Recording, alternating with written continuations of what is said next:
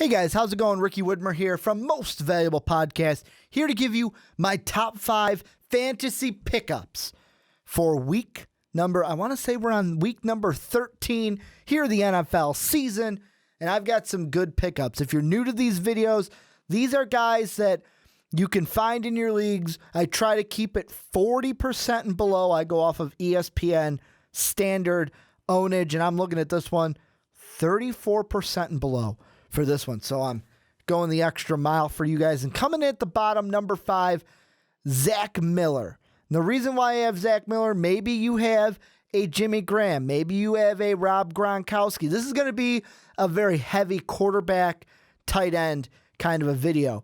Maybe you have a Heath Miller who went down in the game against the Seahawks. Zach Miller, Martellus Bennett hasn't been performing like fantasy owners should like.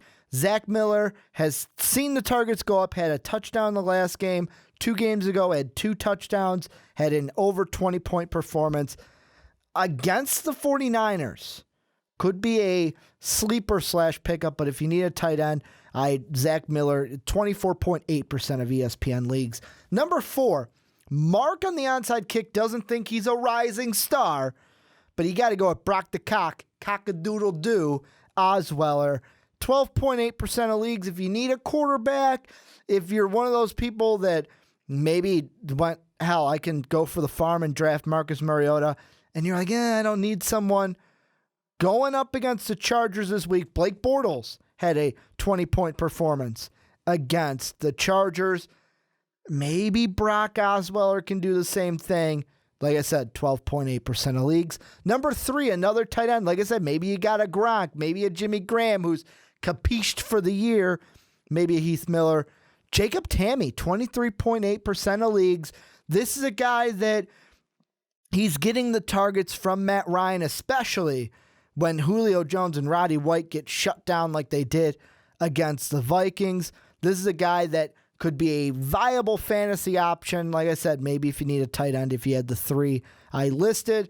Then number 2, he had a breakout game. I've had him in one of my leagues for a long time because this league starts 4 wide receivers. Don't know why I put in the money I did for that league.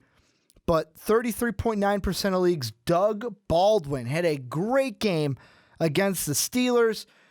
And probably won't have another big game. I know he had like 37.9 in the league I had him in, but probably not going to have that big of a game, but could be a viable option, especially if you have a guy like Stephon Diggs.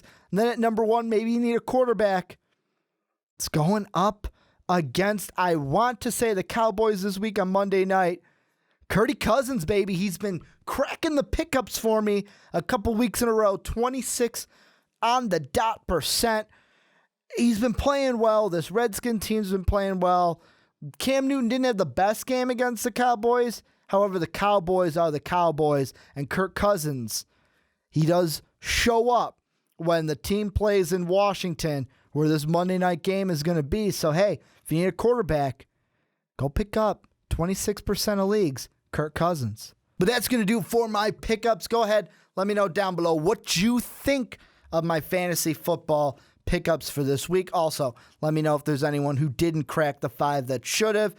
Go ahead, hit that like button, that sub button. You can hit me up on Twitter if you have any fantasy questions. Go check out the onside kick this week. It's a doozy. And as always, have a good day, everybody.